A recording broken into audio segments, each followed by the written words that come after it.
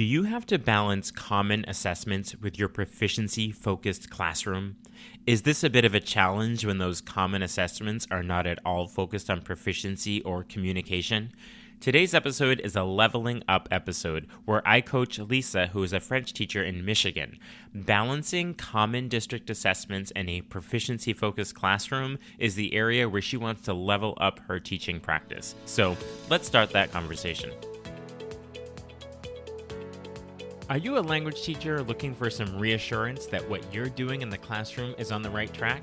Or maybe you're looking for some ways to teach even more effectively. If you're one or the other or somewhere in between, you've landed in the right place. This is the World Language Classroom podcast with your host, me, Joshua Cabral. You're about to get tips, tools, and resources so that your students continue to rise in proficiency and communicate with confidence. Let's jump in. Vamos, allons-y.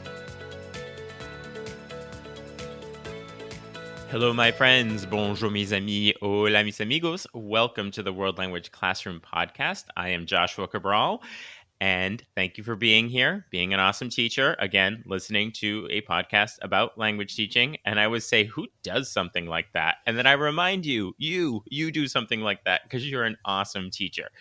So today is a leveling up episode. That's what I'm calling these, our coaching episodes. And joining me today is Lisa, who is a French teacher in Michigan. And we are going to be talking about looking at the expectations that sometimes happen in our districts when it comes to assessments, and then what's actually happening in our classroom and grappling with that a little bit. But welcome on into the podcast, Lisa. It is wonderful to have you here. Guys, I'm excited to be here. I'm a long-time listener, first-time caller. Excellent.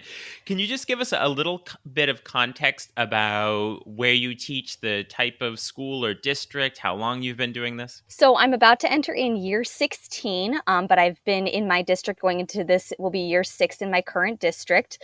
I'm in Rochester Community Schools, which is about 40 minutes north of Detroit. So it's a suburban region. We have 3 high schools. I teach at one of them, and I also teach at a middle school. And I am levels 1 through AP. So I'm basically the French department for Hart Middle School and Stony Creek High School. Mm-hmm. So that's where I'm at right now. And I started teaching, I discovered comprehensive input and proficiency-based teaching a little later into my career. And so now I'm at this point where I just want to keep getting better at it and finding that balance. Mm-hmm. So I think that there are a lot of opportunities that come up from being in a department where there are multiple teachers of the same language for collaboration and all of that. But also when you are the department sometimes, when it comes to things like bringing on change, you don't really need the approval of all of those colleagues. So I like to find the taking lemons and making lemonade out of it once in a while. And I'm a French and Spanish teacher. And in my department, I end up usually teaching all the French and then 1 or 2 Spanish classes, depending as needed. So when it comes to what happens with the French curriculum in my school, I really kind of I have that, it's a luxury, so I know a lot of times French teachers end up being the one, or German teachers are the one. And it, again, can be challenging to be in the silo, but, try to find those positive parts to it as well. So with our topic for today, could you tell us what it is that you're seeing, that area that you would like to get past that hurdle a little bit? Okay, so in my district, I actually am fortunate that I do get to work really closely with my curriculum coordinator on what the French curriculum looks like, but we are bound by district summative assessments. We had lost assessments for several years because we had an attendance incentive wherein if kids had 3 or fewer absences, they didn't have to take the exams. So we could really, we'd have like 3 kids taking an exam. We'd also have kids coming to school sick every single day, but that policy has gone away, especially with COVID. So now we've just started incorporating back exams. Last year was our first year doing exams in probably 5 years. And this year will be the first year that we are having district common assessment. So every French teacher that teaches French 1 will be giving the same assessment, same with level 2 up through AP. We have a few different issues wherein myself and one other teacher teach a split level 4 and AP class, whereas one teacher has a separate level 4 and AP. So we have to figure out how we're going to even assess that, because we can't teach two curriculums at the same time. We usually do a year A and a year B. And just there's some teachers that are still very much, I need to follow the textbook and do every single textbook thing, whereas I have not had a textbook in my classroom for years. So I'm trying to find how I can help encourage my colleagues to teach in a more proficiency based, stepping away from the textbook while still having this common summative assessment that we need to get to. And last year, I felt our curriculum was so muddled that I couldn't really teach for proficiency. I felt like I was covering versus helping the kids acquire. It felt like I was checking boxes to rush to get to the end game. And I fear that this year. Last year we didn't have a district common assessment. This year we will. So that's where my fear is. How can I make sure that I'm giving the kids the best possible proficiency-based instruction while still being able to meet that data goal that our district is looking for? So when we say common assessment, we're referring to end of semester or end of year rather than end of unit. Correct. So we'll have a midterm exam and an end of year exam, a final exam. So we have a rough curriculum outline right now. We're still kind of fixing it because we discovered that there were like 8 units in French 2, and that is by no means best practices. So we're trying to figure out how to shift and then fill gaps. Like if we taught this in level 1, how are we going to get into level 2 without repeating it? And we're still filling in some of these gaps, and we'll have some department meetings this week. The good news is we will be doing IPA style exams. So again, that's still leaning into the proficiency based assessment. But again, it's making sure that I'm not rushing. Like I don't want to just cover material. I want to make sure that my students are acquiring and, working towards that goal. Okay, so now let's look at that idea of feeling like you're rushing and what does that day to day look like. So, can you think of an example within your day, your week, or somewhere in a lesson where you feel like this is not going to align with that assessment at the end, what we're doing right now? Or maybe I need to be doing more of fill in the blank so that they are prepared for that assessment. What does that struggle look like for you? So I'm thinking of our house unit. And within this house unit, again, I'm working within the construction of what our curriculum is supposed to be.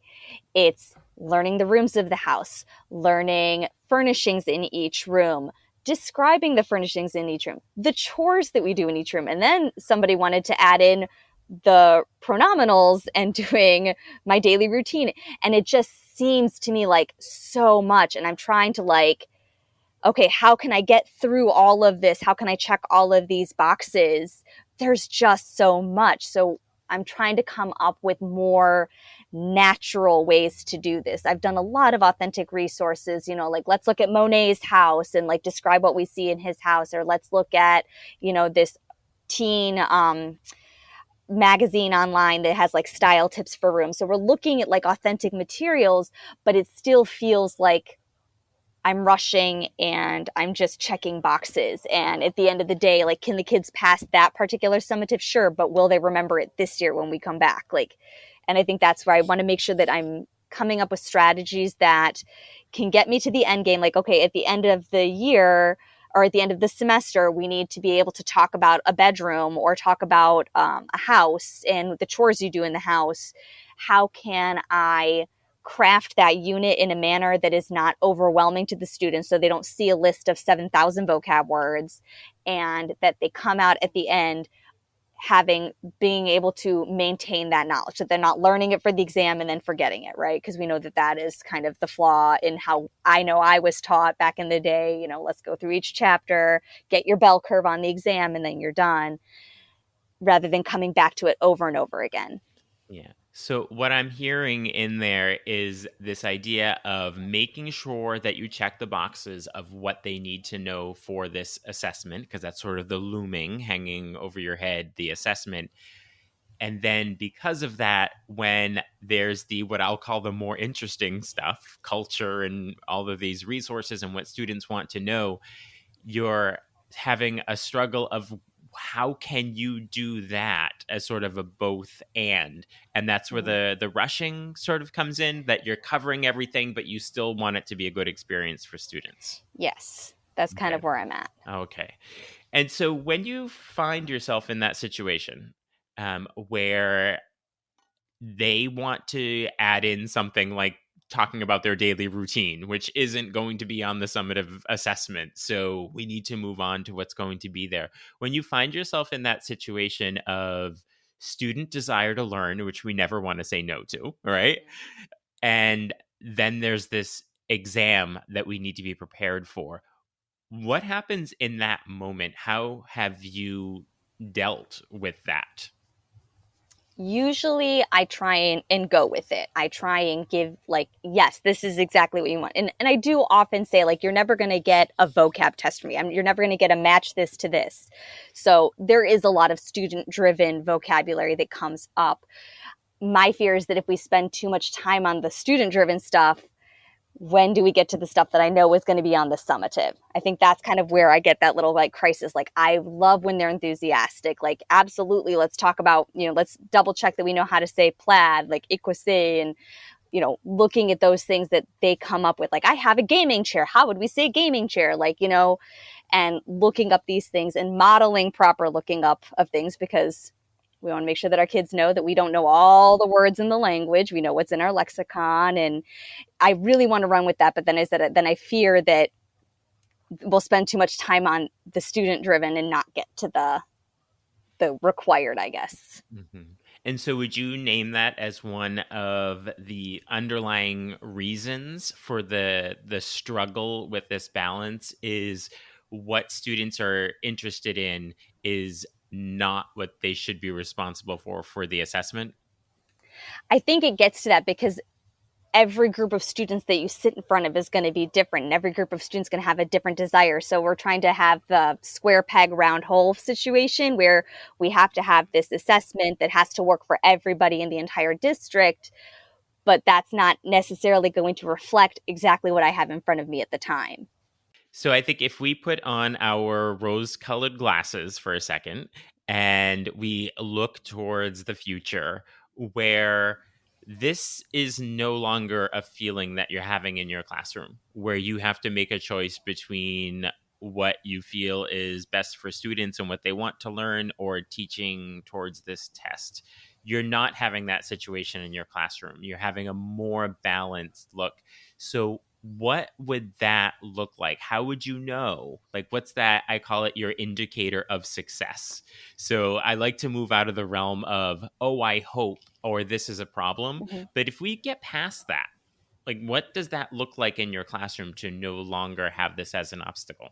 I would say working towards advocating on paring down those requirements that are going to be on the summative so that we can spend more time in that student driven land. Like, maybe working with my team to have, we don't need this list of 70 rooms in a house and furnishings and chores, but maybe we want to really hit home on like 5 rooms, 5 furnishings, and 5 chores. What maybe one furnishing and one chore for each room is what's going to show up on the summative, and then we can make sure that I hit those, but then still spend time in fun student driven land. So, what I'm hearing there as a goal, because I think the goal is always that indicator of success in the end, is advocating for those summatives. And as part of that, it's the difference of what happens in our classrooms, where we can go a mile and an inch deep, or we can go an inch and a mile deep. And it seems what I'm hearing is you're advocating for going a shorter distance but go deeper with it rather than covering all of that material. Yes, Okay, so that's what I'd like. let's make that sort of, that's going to be our goal. Okay, we Okay. want to get to that place where that can happen, because if that's what the summative assessment does, then that Mm-hmm. allows you in your classroom to not feel like you're on the hamster wheel of content, right? That you can Yes. stay with content and have students work in all the modes with it rather Mm-hmm. than individual, right? Now let's start looking at some suggestions and ways of getting there. Hmm. And this is always an interesting situation, I will call it, is when we're looking at things like assessment and looking at things like change Hmm. and having those colleagues or even supervisors, administrators who are not totally on the change wheel yet, and you're trying to deal with that. Sometimes it has to be during this transition time a both and, right? Hmm. That's the easy answer, Right. right? So you could just teach towards the test and make sure that that's just what gets done, and then you don't feel fulfilled as a teacher. Or you could just do everything that students should be doing in the classroom and responding to them, but then they take an assessment and don't do well on it, and then we feel like that reflects on us, right? Is that sort of Right. a legitimate way of looking at it? Yeah, that's it. Yeah. That's the rub, right? Hmm. So I think that going too far to the extreme of either one of those is going to leave somebody unhappy. Either Hmm. you as a teacher or an administrator looking at what's happening in your classroom, right? So I think we do have to have that both and, right? And so Hmm. that means developing units and assessments. So what would this look like in your classroom where you have a unit and you look at the assessment at the end? You say, okay, they need to know this vocabulary and these grammar structures. I'm assuming that's what it looks like, right? Okay. Yes. Yep. So, I mean, I could be wrong, but I'm pretty much Hmm. guessing that, common assessments in a district, that's kind of what they look like, right? Yes. And so by looking at those and then putting that within your unit, and you may be doing this already, right? That Hmm. you make sure they're in your unit. Here's where the both and comes in. That there's going to be maybe it's the beginning of the unit where you focus on the details and the stuff that isn't so proficiency based. And you spend a day or two on that. And then you spend 4, 5, 6 days using that within all the modes. Hmm. And you can look at a lot of advocates for proficiency based teaching and saying that the vocabulary lists and the grammar points and all that are not going to be helpful.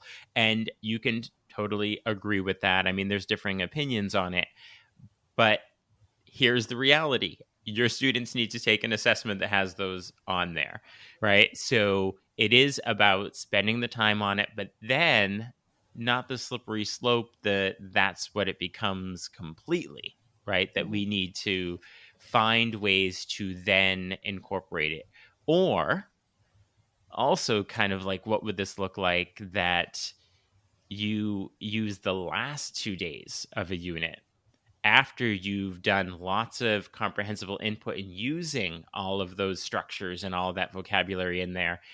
And then you have students reflect back on the whole unit.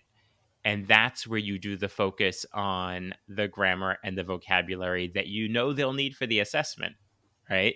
At Yeah. the end, and have them articulate it, knowing full well that that's just to prepare them for the exam. Because Hmm. John Bracy, he's a Latin teacher in Massachusetts. And whenever I see him present on anything and talk about departments, it's like, what should I do, John? How can I be the best CI proficiency based teacher ever? And he goes, well, the first thing is to not get fired.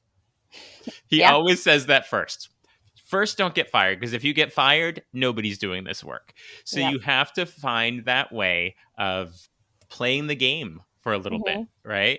And so in talking through it, looking at sort of do your unit, but then at the end, use everything that was in there. I know originally I said do it at the beginning, but as I think through it, I think do your unit. And then at the end, take a day or two to have students pull out what they learned and put it in a way that they'll need it for the assessment at the end. So Yeah. how does that sound?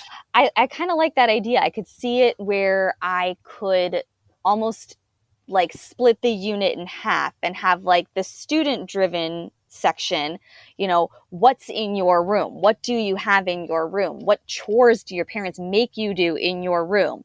And like, okay, what's in your house? Do you have a house? Do you have an apartment? Do you have, where do you live? What do you call home?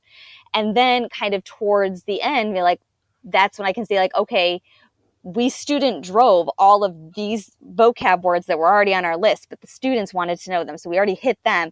What am I missing that I know is in our summative? Okay, I know that the summative for the room is going to be looking at these home advertisements.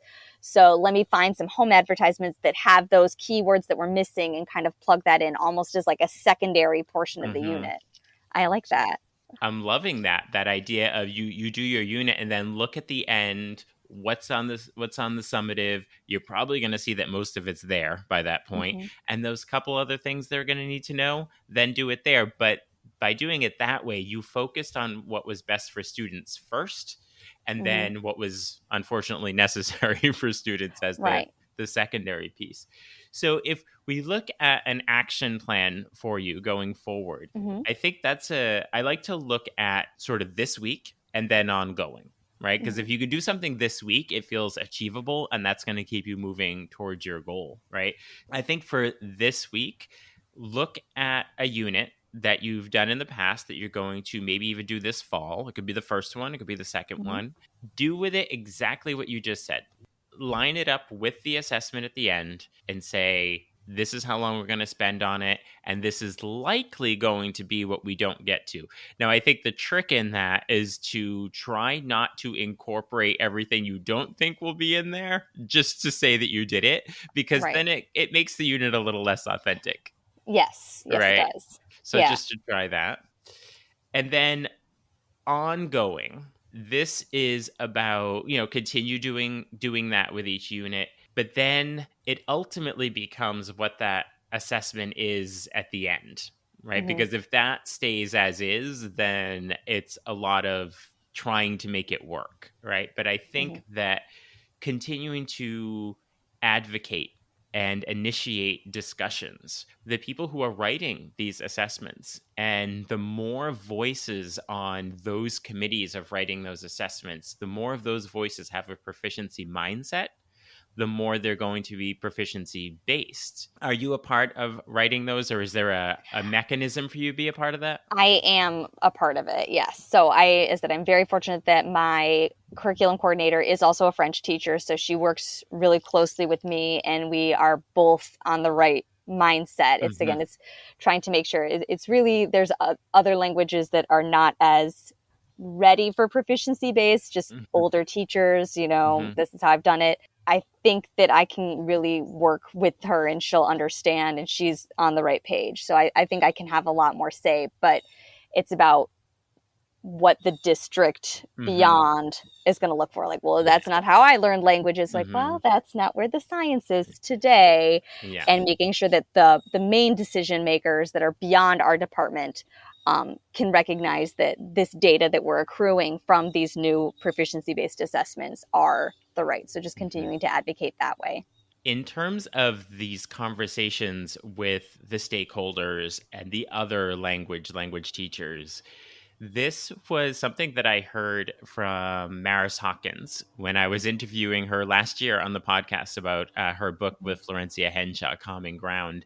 And it was this question about how do you entice other people in your department who are not proficiency based to get on board with this. And her advice to it was, think about it like you're running a marathon, and there are some people that are running the marathon with you, like that's your colleague that you were just referencing, like she's running the marathon with you, right? You're both there. Then you have some people who are walking along because they're not ready to run, but they're not standing still. And then you have people standing on the sideline who aren't moving at all. And the hardest people to get running in a marathon are the ones who have never trained and they're standing on the side. The ones who are walking alongside are interested enough to not just be sitting there. Mm-hmm. So it's this question of starting with those people within your district and your department. They're not totally there yet, but they're interested enough that you can bring them into the conversation. Mm-hmm. That's where to start. The complete naysayers, heel diggers are not the place to start. That's where it gets Right. frustrating. But the more you get, they're running along with you, and you get the walkers running along with you, then that starts to build the momentum. And I know Mhm. it's a whole metaphor and Mhm. analogy that way, but that's the way I really came to understand that. Even particularly Mhm. working within my school and my department, is if you can get the walkers who are interested to be a part of the race, then that's an easier in to getting everyone with you. Mhm. You're gonna start advocating to with those walkers, right? Yes. And you're gonna look at your assessments Mhm. and make sure that you're teaching the way you should be teaching. And then what are you gonna do that last day or two of a unit? I'm going to just kind of review what the summatives are looking for and compare that to what we've already hit through student driven goals and student driven structures. So, If you didn't cover it, hey, that leaves you a day or two to do it, to make sure they're ready yes, for that assessment. And that's a happy medium of that both and. I think so. All right. Well, Yes. excellent. Thank you so much for joining me here on the podcast today and being open and willing to talk about your teaching. We are all so much better for it, because if you're one teacher thinking about this, there are other teachers thinking about it, and your willingness to talk about it is helping them a great deal. So thank you so much. Yeah. Thank you for having me. What insights or inspiration did you take away from that coaching session? If you want to dive deeper into your own teaching practice, consider joining me for a Leveling Up episode. Just click the link in the show notes and we can set it up. You'll also see a link while you're there for Talking Points, my weekly email newsletter with tips and resources for language teaching. I will talk to you soon. Bye for now. Thank you for listening to the World Language Classroom podcast. Be sure to follow or subscribe wherever you're listening so that you never miss an episode.